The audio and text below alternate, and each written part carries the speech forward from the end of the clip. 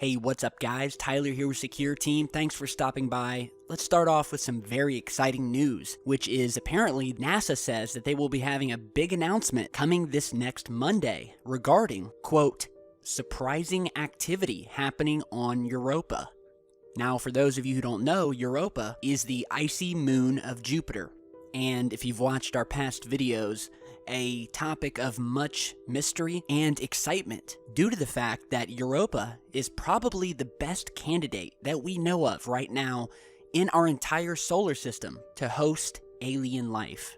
Now, although it is an ice-covered world, mind-numbingly cold temperatures, scientists have felt for a long time now that there is a likelihood of a massive underground ocean resting miles beneath its icy outer core, wherein which this alien life would likely thrive. And so NASA is going to be holding a press conference next Monday to present some new findings about this, quote, surprising activity, more specifically about evidence of this subsurface ocean. Now, from all the information about this that I can find, unfortunately, you probably won't want to get your hopes up about them talking about alien life or anything like that. That's not going to be the focus of this announcement. And we've only got bits and pieces so far, but what NASA has said is that these findings come from the Hubble Space Telescope. They've taken some images of Europa and definitely have to do with activity that may be related to the presence of a subsurface ocean on this icy moon of Jupiter. So this is actually pretty exciting news because scientists that have studied Europa have long suspected that this ocean underneath the surface is thriving and is very similar to our own ocean in that the oceans are very salty, just like our own.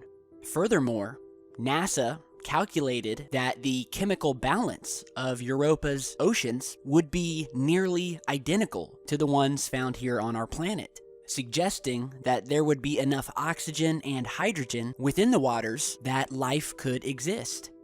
And there have been other pieces of evidence that indicate that this vast ocean exists, such as these huge water vapor plumes that have been seen blasting out of Europa's surface, as you're seeing in these images here. Scientists have also found that the top crust of the moon is actually coated in sea salt. So you guys may be asking yourselves, how is it that this icy cold moon that is located 500 million miles away from our sun on the outskirts of our solar system could harbor an Earth-like ocean? Well, we have an answer for that too. And it's believed that Jupiter has such a strong tidal pull on Europa that it's constantly pulling and stretching and compressing the moon to the point where there's enough energy and heat created that the water underneath continues sloshing around and is warmed up enough to sustain life. So really the answer is gravity that allows this moon to sustain this vast ocean underneath. And where we have found water, H2O, we have always found life. And so it's very exciting news. We will definitely be reporting on it next Monday. In the past, we've mentioned a really cool film that if you haven't seen yet, be sure to check it out. It's called the Europa Report, and it's a documentary-style movie that follows a crew of astronauts who take a spaceship out and land on the surface of Europa, where they drill down, send a probe down into this ocean underneath, and what they find just may surprise you. So if you haven't checked that film out, definitely do. It's a really great film, really awesome, and it gives you a bit of an idea what Europa will look like when we actually do visit. So we will look out for that announcement. Now, in other news, fellow researchers have discovered what may be a crash site of some sort found in a new Mars rover image. You're seeing that photograph here. The link to it's down in the video description. We have a typical view of the rocky Martian surface, and there's a couple anomalous things in this photograph. The first being is what looks like an object hovering in the sky in the distance. And we'll go ahead and zoom in on that in just a second, but the main focus of this finding pertains to this object here on the right side of the photo. You may be able to see it sticking out already, but I'll go ahead and circle it. It's right here. And we'll go ahead and zoom in here. So this is the structure in question. sort of sitting up, towering up high above the Martian surface. It's not laying flat, whatever it is, and it has a very strange structure to it. Some are saying that it has a spaceship-like structure. Could this be a crashed ship? And whatever this object is, it's very large because of the distance of how far away it is from the rover's camera. So this is very large, and it's very strange if it is a rock formation. Very strange, because it looks like a circular object, and then if you look at the back, it has these sort of two prongs that look to be identical. And although this object seems partially buried or partially obstructed by this hill here, you can see what looks like a second prong coming out of the back of it, identical to this one on the top.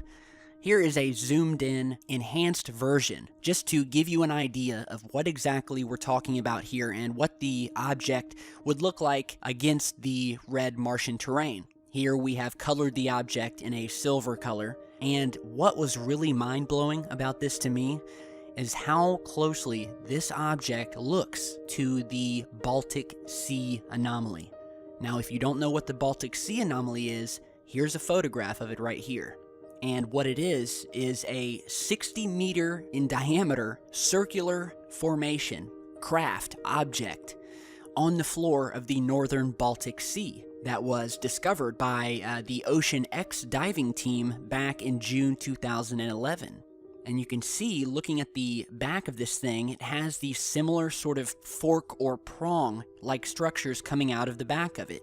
And this anomalous structure at the bottom of the sea has been known to cause electronics to short out when they got too close to it. And to this day, it's still sitting down there, and scientists or geologists, they cannot account for its existence, where it came from, or how it got there. What we do know is that it looks like a big damn alien spaceship that is sitting at the bottom of this ocean here.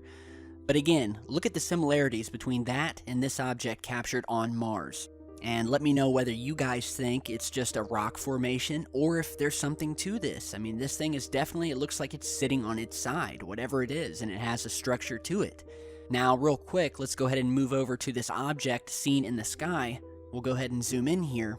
And yet again, it's another faint object. We've talked about these things many times. You see them in a lot of these rover images. Things are flying over the surface of Mars, I'm telling you guys. And just to add to that statement, I would like to read a quote to you guys by Major General Albert Stubblebine, who is a retired United States Major General, who was not only the commanding general of the U.S. Army Intelligence and Security Command, but was one of America's most distinguished soldiers and chief of U.S. Army Intelligence, with over 16,000 soldiers under his command. He was also a major proponent of what was called psychic warfare, and was a key player in the Stargate project, which was a remote viewing program, wherein which individuals would use an ability to describe remote geographical locations up to several 100,000 miles away without actually leaving their seat. So what did General Stubblebine have to say about Mars, thanks to some of the intel from this remote viewing program? I think you'll find this interesting. He said, and I quote, "There are structures on the surface of Mars. I will tell you for the record that there are structures underneath the surface of Mars that cannot be seen by the Voyager cameras that went by in 1976. I will also tell you that there are machines on the surface, as well as under the surface, that you can look at. You can clearly see what they are, where they are, who they are, and a lot of detail about them." This comes from a major general of the Army, a respected military man who knows what he's talking about. So if you're skeptic, especially about these findings in these rover images, all I ask is for you to keep an open mind and do some more research in your spare time into people like this Major General and others who have offered evidence to the contrary. So, here is an amazing and bizarre new video of what are called sprites. And this is actually a huge sprite happening over the Caribbean. This was captured by a Mr. Frankie Lucena of Cabo Royo, Puerto Rico. And he was filming the night sky, and he was filming a virtually cloudless sky over the Caribbean Sea when he caught, just for a split second, this mysterious phenomenon of what is called sprites appearing for a split second, a millisecond actually. Now, for those of you who don't know, sprites are one of the most elusive of all atmospheric phenomena, and we still don't really know much about them. But according to mainstream scientists, sprites are transient luminous events that are basically these sort of very strange, almost upside down looking lightning that appear really, really high in our atmosphere and supposedly only occur above thunderstorm clouds. Here you're seeing another video of one of these so-called sprites that were captured by some very high altitude cameras, about 8 miles high into the atmosphere. And if you'll notice in this particular video, we see what looks like a saucer-shaped object sitting above this sprite. Just as it appears, it almost looks as if you see this flash of lightning come down out of this circular, saucer-looking object, which then disappears along with the lightning. And many people who have seen these sprites have said that these are actually an after effect of these craft exiting and entering our atmosphere, and scientists have actually admitted that this phenomenon is likely created due to a gravitational disturbance in our upper atmosphere. And as I stated earlier, scientists also believe that these things are an after effect, but not of objects leaving our atmosphere, but of simply thunderstorm clouds that are way below. Unfortunately, it seems that they've just been contradicted, because this sprite that you're seeing here over the Caribbean happened just above the ground. I mean, literally, directly above the ocean. Furthermore, there were hardly any clouds in the area, no thunderstorm, and this thing just appears for a millisecond before vanishing. Here is the still image of it, and it's just very, very strange. I mean, you guys look at this, and it's just so different from the lightning we're used to seeing, and the fact that this occurred nowhere near a thunderstorm completely contradicts what scientists have told us about these sprites. Many people believe that there is a cover-up about where these things truly come from, but I will leave it at that. I wanted to show you guys this new footage, and big thanks for capturing this amazing footage.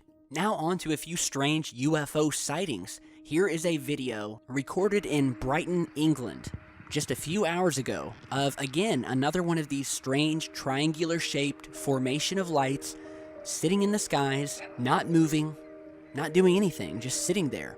And we've done a lot of videos on these. Watch our past videos if you haven't seen him yet. But the source stated that he was walking his dog. He saw this formation of lights in the distance, and he sent me a video, which you're seeing here. It's actually a pretty long video. It's about 7 minutes long. And you're seeing a sped up version of it here, just so we can show you a little bit faster so we won't take up too much time. But these things just sit there. Up until the point a large line of clouds come in, and one by one these lights disappear behind the cloud cover. One by one, which you're seeing here. We have one light that's disappeared. We'll go ahead and fast forward to where the second light disappears. There it goes, slowly moving. So these things are definitely sitting there in the sky. And once again, we will move the footage forward, and here we see the last light finally disappearing behind the cloud cover here.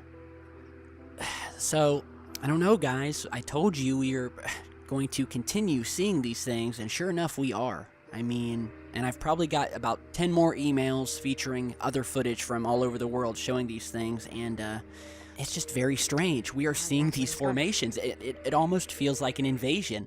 At this point, invasion of the light formations, but still an invasion of these things. We're seeing them everywhere. So anyone over Brighton, England, see these things, shoot me an email, and we'll try to get to the bottom of it. So big thanks to Mr. Trevino for sending that over. Here's a strange sighting that was recently captured in Belgium. So check this out. Maar... Zie je dat toch? Ja. What the fuck? What the shit is dat? Dat is fucking weird. Maar dat is wel nice. Dat is echt cool. Kijk, daar in elkaar, dan weer uit elkaar, in elkaar.